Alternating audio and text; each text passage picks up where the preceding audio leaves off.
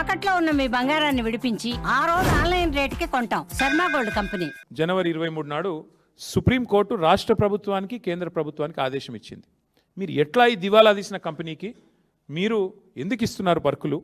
Supreme court ఎన్సీఎల్ఏటీలో ఇంత serious విచారణ జరుగుతుంటే కంపెనీ దివాలా తీసిందని వాళ్ళే చెప్తుంటే ఎంప్లాయీస్ జీతాలకే డబ్బులు లేక 15 లక్షల రూపాయలు వాళ్ళు లోన్లు తీసుకుంటుంటే ఎందుకు ఈ కంపెనీకి మీరు ఇంత పెద్ద ఎత్తున సపోర్ట్ చేస్తున్నారు అంటూ మరి సుప్రీంకోర్టు విచారణకు ఆదేశించింది. ఇది నాది కాదు కవిత్వం, ఇది ప్రెస్ పీటీఐ రిపోర్ట్ ఇది సుప్రీంకోర్టు ఇచ్చింది. సో ఇవాళ ఎందుకు ఈ హడావుడి గత వారం రోజులు జరిగింది అంటే దానికి ఇప్పుడైనా మీకు ఆన్సర్ దొరికిందని నేను అనుకుంటా ఉన్నా. ఎందుకు అంటే తన బినామీ భాగోతం, తన బినామీ యొక్క కుంభకోణం, 6,000 కోట్ల వర్కులు ఏదైతే ఈ రాష్ట్ర ప్రభుత్వం కేఎల్ఎస్ఆర్ అనే కంపెనీకి, ముఖ్యమంత్రి గారి బినామీ కంపెనీకి ఇచ్చిందో దాన్ని బయట పెట్టక తప్పని పరిస్థితి. ఇప్పుడు సుప్రీంకోర్టు చెప్పిన తర్వాత రాష్ట్రము కేంద్రం విచారించాల్సిందే, కాబట్టి తప్పని పరిస్థితి. ఇవాళ వాస్తవం ఏంటి అంటే సుప్రీంకోర్టు ఇంకొక మాట కూడా చెప్పింది. CBI or SFIO, serious fraud investigation agency or ED, ఈ 3 ఏజెన్సీల ద్వారా వెంటనే విచారణ జరిపించండి. This is a PTI report, not mind. So point ఏంటంటే ఈ ఫ్రాడును, ఈ బినామీ భాగోతాన్ని దాచడానికే గత వారం 10 రోజులు నానా తంటాలు పడి పాపం మిమ్మల్ని ఇబ్బంది పెట్టి మీరు రోడ్ల మీదకి వచ్చి మా నాయకులు, మా కార్యకర్తలు ఇబ్బంది పడి ఏం జరిగిందయ్యా ఇందులో అంటే ఇగో అసలు విషయం, ఈ దొంగని, ఆ కుర్చీలో కూర్చున్న దొంగని ఇద్దరు పరస్పరం తమ బినామీ భాగోతం బయటికి రాకుండా ఉండడం కోసమే దావోస్ నుంచి ఆదేశాలు ఇచ్చి మరి ఈ డ్రామా నడిపారు.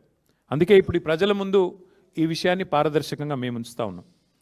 ఈ దివాలా తీసిన కంపెనీకి 6,000 కోట్లు తెలంగాణలో వర్కులు ఎందుకు ఇచ్చారు, ఏ బేసిస్లో ఇచ్చారు, సూటిగా మేము అడుగుతా ఉన్నాం. వెంటనే ప్రభుత్వం సమాధానం చెప్పాలని చెప్పి కూడా డిమాండ్ చేస్తూ ఉన్నాం. అట్లాగే కోర్టు, సుప్రీంకోర్టు ఏదో ఆషామాషి కోర్టు కాదు, సిబిఐ దర్యాప్తుకు ఆదేశించిన, ఎన్సీఎల్ఏటీ లావాదేవీలు నిలిపేయాలని ఆదేశించిన 1,000 కోట్ల కొత్త కాంట్రాక్టులు ఎందుకు ఇచ్చారు, ఎలా ఇచ్చారు, దీనికి సమాధానం ఎవరు చెప్తారు ఈ గవర్నమెంట్లో చెప్పాలని చెప్పి కూడా మేము డిమాండ్ చేస్తూ ఉన్నాం. అసలు వాస్తవం ఏంటంటే ముఖ్యమంత్రి గారు చెప్పాలా, ఎందుకంటే ఆయన డిపార్ట్మెంట్లు ఇవన్నీ, ఆయన కాన్స్టిట్యున్సీలో ఆయన డిపార్ట్మెంట్లో ఇన్ని 1,000 కోట్ల టెండర్లు. ఈ సంస్థ మీద రేవంత్ రెడ్డి గారు నిజంగానే ఆయన బినామీ కాకపోతే దివాలా తీసిన కంపెనీ మీద ఎంత ఆసక్తి ఎందుకు ఆయనకి? కమిషన్ల కోసమా, పార్ట్నర్షిప్పా, ఏంటిది అక్రమ సంపాదన మరి అందులోకి తోయడానికా? ఎక్కడెక్కడో కాదు కదా, ఆయన సొంత కాన్స్టిట్యున్సీలో కాలేజీల నిర్మాణం, స్కూళ్ళ నిర్మాణం, కోదాడలో లిఫ్ట్ ఇరిగేషను, తర్వాత తాగునీటి ప్రాజెక్టులు, రోడ్లు, ఒకటి కాదు 6,000 కోట్లు. అదేవిధంగా కంపెనీ ఓపెన్గా వెబ్సైట్లోనే చెప్తోంది కదా మాకు ఇగో ఇన్ని వర్క్లు వచ్చినాయని. ఇది కూడా చూడండి, ఇగో మీరు షాద్ నగర్ టు పరిగి రోడ్, ఇది కొడంగల్ కాన్స్టిట్యున్సీ, దీనికి 185 కోట్లు, దీనికి కూడా వారికే డబ్బులు ఇచ్చారు. ఇంకా చాలా ఉన్నాయి అట్లా చెప్తే, ఇంకేమున్నాయి? ఇగో ఇది కూడా ఇంకోటి రోడ్డు, దాదాపు 116 కోట్లు ఇంకొక రోడ్డు, ఇట్లా చాలా ఉన్నాయి, కావాలంటే మీకు అంతా ఇస్తాం మీకు. అంటే ఇక్కడ అన్నిటికన్నా ముఖ్యమైన ప్రశ్న, మరి దివాలా తీసిన ఈ కంపెనీ బ్యాంక్ గ్యారంటీలు ఎడికెళ్ళి ఇచ్చింది? ప్రభుత్వం బయట పెట్టాలి, ఇప్పుడు చెప్పాలా ఏ రకంగా ఈ కంపెనీ బ్యాంక్ గ్యారంటీలు పెట్టింది, ఎక్కడి నుంచి తెచ్చి పెట్టింది?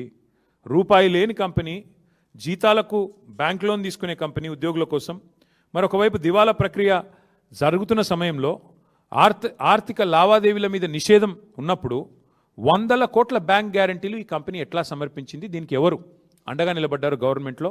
ఎవరి ఆదేశాల మేరకు ఇన్ని 1,000 కోట్ల వర్కులు ఈ కంపెనీకి వచ్చాయి? ఇది ఖచ్చితంగా రాష్ట్ర ప్రభుత్వ పెద్దలు సమాధానం చెప్పి తీరాలి. ఇంకొక మాట కూడా నేను ఈ సందర్భంగా చెప్పాలి. ఇన్ని కాంట్రాక్ట్లు, బ్యాంక్ గ్యారంటీలు, ఖాతాల్లో 100 కోట్లు మరి ఎక్కడి నుంచి ఇలాంటి కంపెనీకి వస్తాయి, ఎలా వచ్చాయి? ఇది కూడా దీని మీద కూడా ఆరా తీయాల్సిందే. సుప్రీంకోర్టు చెప్పినట్టు ఖచ్చితంగా సీరియస్ ఫ్రాడ్ ఇన్వెస్టిగేషన్ ఏజెన్సీ కానీ, సిబిఐ కానీ, ఈడీ కానీ ఈ విషయంలో వెంటనే రంగంలో దిగాలని చెప్పి కూడా మేము డిమాండ్ చేస్తూ ఉన్నాం. ఎందుకంటే ఇదేదో రేవంత్ రెడ్డి గారి సొంత వ్యవహారం కాదు, 6,000 కోట్ల ప్రజాధనానికి సంబంధించిన వ్యవహారం ఇది. అందుకే ఇది కంపెనీ వ్యవహారమో కంపెనీ ఇష్యూో కాదు, ఇది ప్రభుత్వము, ప్రజల ధనము, న్యాయ వ్యవస్థను దుర్వినియోగం చేసి ఆఖరికి ఒక న్యాయమూర్తిని కూడా ఒత్తిడికి లోన్ చేసిన ఒక దుర్మార్గమైన కేసు. కాబట్టి తప్పకుండా వెంటనే స్పందించాలి ప్రభుత్వం అని మేము డిమాండ్ చేస్తూ ఉన్నాం. అట్లాగే సూటిగా నేను కొన్ని ప్రశ్నలు అడుగుతా ఉన్నాను ఇవాళ ఈ ప్రభుత్వాన్ని.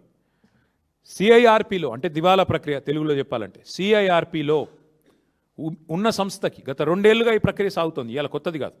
ఉన్న సంస్థకి కాంట్రాక్ట్లు ఎట్లా ఇచ్చారు? అంతకంటే ముందు ఇచ్చి ఉంటే ఓకే, అర్థం చేసుకోవచ్చు, కంపెనీ ఆర్థికంగా బాగానే ఉందని చెప్పొచ్చు.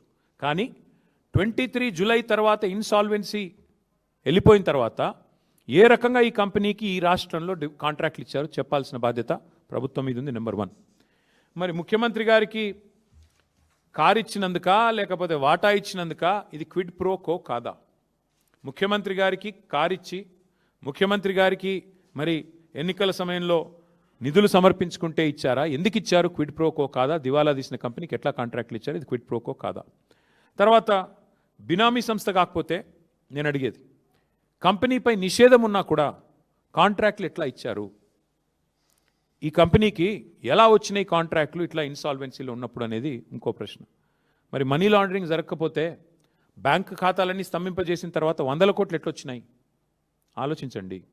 అట్లాగే ఖచ్చితంగా ఈ విషయంలో సీఎం పాత్ర ఏంది తేలాల్సిందే. అసలు సీఎం గారికి ఈ కంపెనీకి ఉన్న సంబంధం ఏంటి తేలాలి. అట్లాగే మా పార్టీ నుంచి కొన్ని డిమాండ్లు కూడా ఇవాళ ప్రభుత్వానికి పెడతా ఉన్నాం. తక్షణమే సుప్రీంకోర్టు ఈ ఆదేశం ఇచ్చిన తర్వాత తదుపరి మీకు ఏమైనా కనీసం సిగ్గు లజ్జా ఉంటే వెంటనే కేఎల్ఎస్ఆర్ కంపెనీకి ఈ రాష్ట్రంలో ఇచ్చిన ప్రతి కాంట్రాక్ట్ రద్దు చేయాలి అని డిమాండ్ చేస్తూ ఉన్నాం. అట్లాగే ప్రస్తుతం ఏదైతే వర్క్స్ జరుగుతున్నాయో తక్షణమే వాటిని నిలిపేయాలని చెప్పి కూడా డిమాండ్ చేస్తూ ఉన్నాం. దాంతోపాటు సుప్రీంకోర్టు విచారణ పూర్తయ్యేదాకా, సుప్రీంకోర్టు ద్వారా ఆదేశించబడ్డ విచారణ పూర్తయ్యేదాకా ఈ కంపెనీకి ఎట్టి పరిస్థితుల్లో ఈ రాష్ట్రంలో మరొక వర్క్ కూడా ఇవ్వకుండా బ్లాక్ లిస్ట్లో పెట్టాలని చెప్పి కూడా డిమాండ్ చేస్తూ ఉన్నాం. అన్నిటికన్నా మించి మా డిమాండ్ అన్నిటికీ మించి అసలు ఈ బినామీ భాగోతం వెనకాల ఉన్న వ్యవహారం మొత్తం మీద సిబిఐ, ఈడీ లేదా ఎస్ఎఫ్ఐఓ సుప్రీంకోర్టు ఆదేశాల మేరకు వెంటనే రంగంలోకి దిగాలి. జనరల్గా ఒక రాష్ట్రంలోకి సిబిఐ, ఈడీ రావాలంటే మొన్న కిషన్ రెడ్డి గారు మహానుభావుడు చెప్పాడు, కొత్త విషయం మాకు తెలియదు. రాష్ట్ర ప్రభుత్వం కోరుకుంటే మేము విచారణకు ఆదేశిస్తామని చెప్పాడు. ఎవడైనా దొంగ నన్ను పట్టుకోండా అని చెప్పి పోలీస్ స్టేషన్ పోయి కంప్లైంట్ ఇస్తాడా? కానీ ఇక్కడ ఏమైంది, సుప్రీంకోర్టు ఆల్రెడీ చెప్పింది, ఇక తప్పించుకోలేడు కిషన్ రెడ్డి కూడా. సుప్రీంకోర్టే చెప్పింది సిబిఐ రంగంలో దిగండి, ఈడీ రంగంలో దిగండి, ఎస్ఎఫ్ఐఓ రంగంలో దిగండి అని చెప్పింది. సుప్రీంకోర్టు సెంటర్కి నోటీస్ ఇచ్చింది, స్టేట్కి నోటీస్ ఇచ్చింది. నిజంగా కిషన్ రెడ్డి గారు బీజేపీ ఇవాళ రేవంత్ రెడ్డిని కాపాడుతున్న మాట నిజం కాకపోతే వెంటనే సిబిఐ, ఈడీ, ఎస్ఎఫ్ఐఓ రంగంలో దిగాలి. ఈ బినామీ భాగోతం, కేఎల్ఎస్ఆర్ భాగోతం వెంటనే విచారణ ప్రారంభించి చర్యలు తీసుకోవాలని చెప్పి మేము డిమాండ్ చేస్తూ ఉన్నాం.